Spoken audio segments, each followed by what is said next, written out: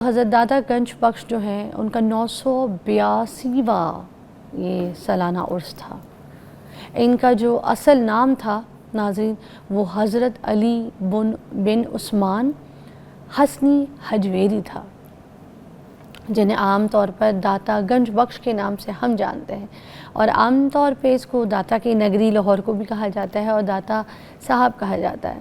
یہ اصل میں غزنی کے رہنے والے تھے، جہاں پہ اس وقت افغانستان کا ایریا ہے نا، یہ وہاں کے رہنے والے تھے، ٹھیک ہے۔ اور 11ویں جو صدی ہے اس میں یہ لاہور آئے اور یہاں آ کر انہوں نے قیام کیا لاہور میں، اور صوفیانہ تعلیم جو ہے نا انہوں نے یہاں پر حاصل بھی کی اور لوگوں کو بھی دی، ٹھیک ہے۔ اور بڑی خدمات ہیں ان کی اسلام کے حساب سے۔ ان کی تھوڑی سی لائف کے حوالے سے ان کی تعلیمات اور خدمات کو بھی آج ڈسکس کریں گے، کیونکہ آج ہمارے پاس جو موجود ہیں وہ پروفیسر ڈاکٹر کاشف فراز صاحب ہیں، تو ہم نے خاص ان کو مدعو کیا ہے۔ پہلے ہم یہاں سے شروع کریں گے اور اس کے بعد سلسلہ ہمارا آج اور بہت خوبصورت پہلو کی طرف جائے گا، تو ہمارے ساتھ رہیے گا۔ السلام علیکم۔ جی وعلیکم السلام۔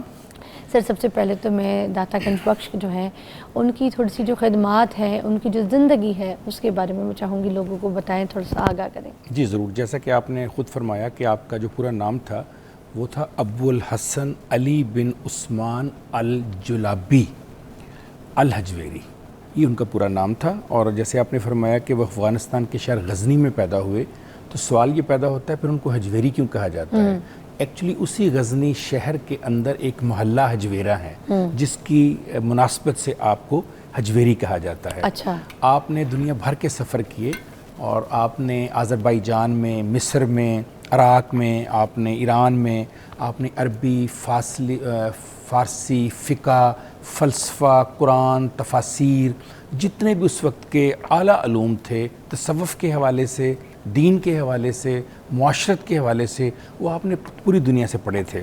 جو آپ کے مرشد تھے، جو آپ کے استاد تھے، وہ سلسلہ جنیدیہ میں بیعت تھے۔ سلسلہ جنیدیہ جو ہے اس کے بہت بڑے عالم تھے، بہت بڑے بزرگ تھے، ان کا نام تھا ابو الفضل مطلی رحمۃ اللہ علیہ۔ اچھا، انہی کے حکم کے اوپر آپ مصر سے پاکستان میں تشریف لائے۔ آپ پہاڑوں پہ بیٹھے ہوئے تھے تو آپ کے مرشد نے اچانک آپ کو حکم دیا کہ جاؤ ہندوستان چلے جاؤ، اور یہ 400 ہجری میں آپ پیدا ہوئے ہیں اور 1039 عیسوی میں آپ لاہور تشریف لائے ہیں، اور اس کے بعد آپ نے کوئی 37 سال 38 سال کہتے ہیں کہ لاہور میں گزارے۔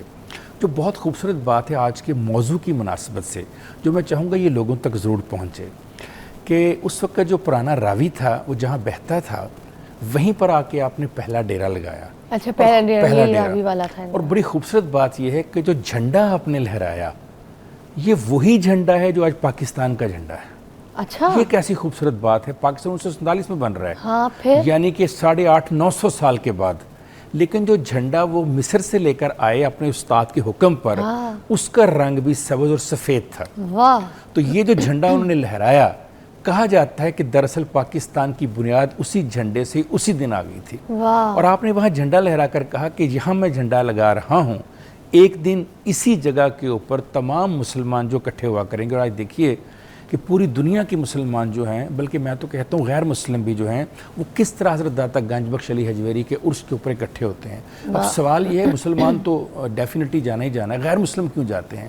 آپ کی جو سب سے بڑی خوبصورتی تھی کہ آپ کسی مذہب کو برا نہیں کہتے تھے، آپ نے تمام مذہب کے لوگوں سے محبت کی ایک، اور تصوف کا کیونکہ آپ کا تھا، صوفی آدمی تھے، تو صوفیہ کا یہ تھا کہ کسی سے نفرت نہیں کرتے تھے، اصل میں محبت کا کلمہ پڑھاتے تھے، محبت کا کلمہ، تو سب سے کیونکہ محبت کرتے تھے تو سب آپ دیکھیے کہ ہندو ہوں، سکھ ہوں، مسیحی ہوں، وہ تمام لوگ جب پاکستان آتے ہیں، جو پاکستان کے ہیں، وہ سارے لوگ بھی وہاں پر جاتے ہیں۔ اچھا، ان کے مزار کے پیچھے ہی تھوڑا آگے لگتا ہے ایک اور مزار ہے، لوگ کہتے ہیں کہ ان کے پاس حاضری دینے سے پہلے ادھر جانا ہے، وہ کن کا مزار ہے؟ اصل میں کئی ایسی مشہور کر دی گئی ہیں، جیسے کہ پاک پتن شریف کے حوالے سے ہے۔ بنیادی طور پہ تو یہ تھا کہ جو بھی علماء تھے، تصوف کے جو لوگ تھے، وہ کہتے تھے کہ پہلے ہمارے جو سینئر ہیں یا ہمارے جو استاد ہیں، پہلے وہاں پر آپ جائیں، وہاں سلامی دیں اور پھر یہاں پر آئیں۔ یہ ایک طرح سے دوسرے صوفی کو عزت دینے والی بات۔ تو اسی حوالے سے انہوں نے بھی جو ان سے پہلے یہاں پر تھے ان لوگوں کے لیے کہا کہ پہلے وہاں جایا کریں پھر میرے پاس۔ کیونکہ جیسے بڑے بیٹھے ہوتے ہیں تو بچوں کو کہتے ہیں پہلے بڑوں کو سلام کرو پھر ہمارے پاس۔ ایگزیکٹلی وہیں سے ایگزامپل آئی ہے۔ تو آپ کا جو سب سے بڑا کارنامہ ہے، ایک تو ہزاروں لاکھوں لوگوں کو مسلمان کرنے کا تو ہے ہی ہے، جو آپ نے کتاب لکھ دی کشف المحجوب، یہ تصوف کی پہلی کمپلیٹ کتاب ہے واہ۔ جس کے اندر صوفیہ کے جتنے بھی احوال ہیں، واقعات ہیں، اور جو صوفیہ کا سفر ہے جو کہ فنا فی شیخ سے شروع ہوتا ہے، فنا فی اللہ سے ہوتا ہوا، بقا باللہ سے ہوتا ہوا واپس انسانوں کی مدد کے لیے آتا ہے، اس صوفیہ کے سفر کو بڑے خوبصورت انداز میں آپ نے بیان کیا اور تصوف کا ایک ایسا کمپلیٹ پیکج پیش کیا کہ کوئی بھی شخص اگر تصوف کو پڑھنا چاہے یا دین کی صحیح روح کو سمجھنا چاہے یا محبت اور شفقت کی عنایات کو سمجھنا چاہے تو کشف المحجوب وہ پہلا راستہ ہے، اس سے گزرے بنا کوئی آگے جا نہیں واہ، سکتا۔ تو ہمارے ساتھ ہی رہیے گا۔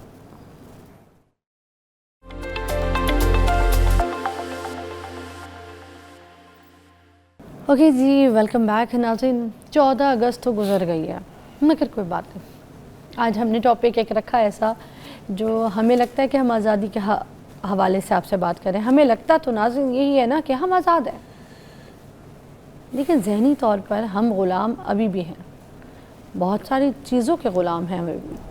ہم انسانوں کے غلام ہیں، ہم چیزوں کے غلام ہیں، ہم لوگوں سے ڈرتے ہیں، گھبراتے ہیں۔ ہم اللہ سے نہیں ڈرتے، ہم لوگوں سے ڈرتے ہیں۔ اصل میں 1947 سے پہلے نا بادشاہت کا ایک نظام تھا، اس وقت غلامی کا نظام بھی چلتا تھا، سب کچھ چلتا تھا، ٹھیک ہے، مگر وہ غلامی کا نظام تو ختم ہو گیا، اس پہ تو مانتے ہیں۔ 1947 آئی اور ہمیں اچانک سے کہہ دیا گیا کہ اب ہم جو ہیں جمہور ہیں۔ اب جمہوریت بھی آ گئی، لیکن ہم ابھی بھی ڈیپ ڈاؤن اسی غلامی میں پھنسے ہوئے ہیں۔ اب غلامی اوورآل تو ختم ہو گئی، مگر جو ذہنی غلامی ہے نا اس سے ہم دور نہیں ہو، اس میں ہم پھنسے ہوئے ہیں۔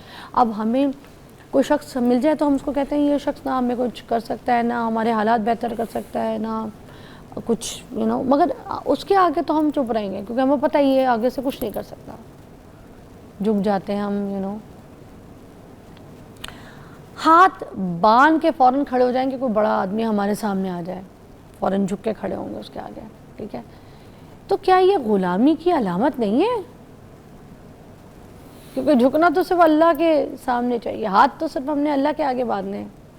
تو پھر یہ کیسی غلامی ہے جو ہم کسی ایسے بندے کو دیکھیں، کوئی پاورفل ہو، تھوڑا سا ہم سے اسٹرانگ ہو، تھوڑی سی اس کی مہنگی گاڑی ہو، اس نے سوٹ اچھا پہنا ہو، کوئی برانڈڈ جوتے پہنے ہو، جھوٹی اس کی ہاں میں ہاں ملائیں گے، پتہ ہے وہ بندہ صحیح نہیں کہہ رہا ہے، پتہ ہے وہ بندہ غلط کہہ رہا ہے، پتہ ہے وہ بندہ کسی کو ذلیل کر رہا ہے، پتہ ہے ہمیں وہ بندہ کسی کو اذیت کر رہا ہے، ذہنی تکلیف دے رہا ہے، جھوٹی شو آف کر رہا ہے، ٹکے کی ویلیو نہیں ہے اس کی، مگر اس کے باوجود صرف اس لیے کہ کہیں یہ شاید مجھے اپروو کر دے، میں اس کے ساتھ رہوں گا، میرے 4 اچھے لنکس بن جائیں گے، پاورفل بندہ ہے، اس کے کنیکشن ہے، اس کی سوشلائزنگ ہے، اور میں بھی تھوڑی سی بدماشی کر لوں گا یار۔ واٹ از دس؟ اس پہ بات کریں گے آج۔ کاشف فراز صاحب بتائیے۔ کیا آپ نے دکھی ترخت پہ ہاتھ رکھا، پتہ نہیں یہ باتیں ہم کر بھی پائیں گے کہ نہیں۔ لوگ کہیں گے کہ 14 اگست کی 78ویں یوم آزادی کے اوپر آپ ذہنی غلامی کی اور غلامی کی باتیں بتا رہے ہیں۔ سر طلعت حسین صاحب نے جانے سے پہلے، اس دنیا سے جانے سے پہلے کہہ دیا تھا کہ ہم آزاد نہیں ہوئے، ہم آج بھی غلام ہیں۔ بالکل ٹھیک ہے، میں تو اس بات کو 100% کہتا ہوں اور آپ کے ساتھ بالکل متفق ہوں۔ میں تو اس عوام کی بات کر رہا ہوں جو بعض اوقات ہماری بات کو، ہماری گفتگو کو اس طرح سے لے لیتے ہیں کہ شاید ہم کوئی